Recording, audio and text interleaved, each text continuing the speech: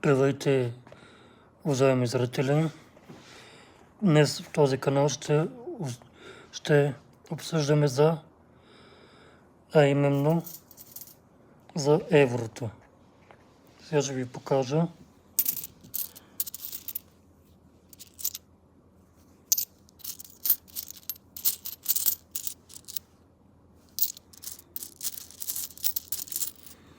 как представляват евроцентовете. Да започваме от 1 цент и 2 цента, като завършим на 2 евро. Така.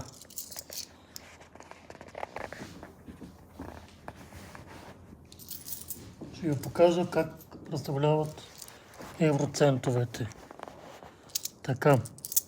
Те са подобно на българските стотинки. Ето, вижте.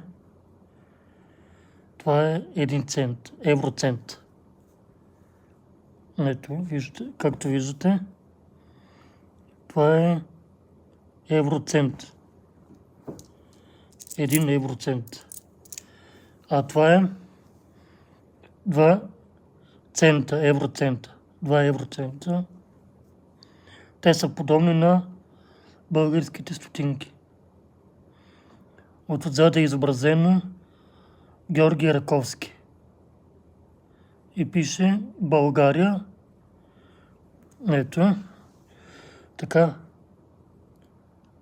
Подобните на старите стотинки. А това са 5 евроцента. 5 евроцента. Подобни на старите стотинки. И тук също е изобразено на Георги Раковски.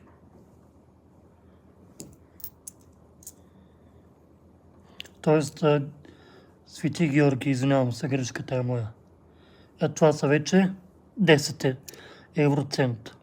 10 евроцента. 20 евроцента. А това са 50 евроцента.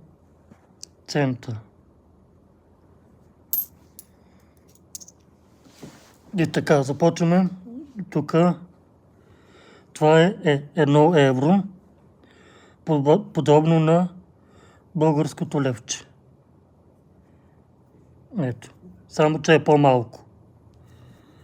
А това вече е 2 евро.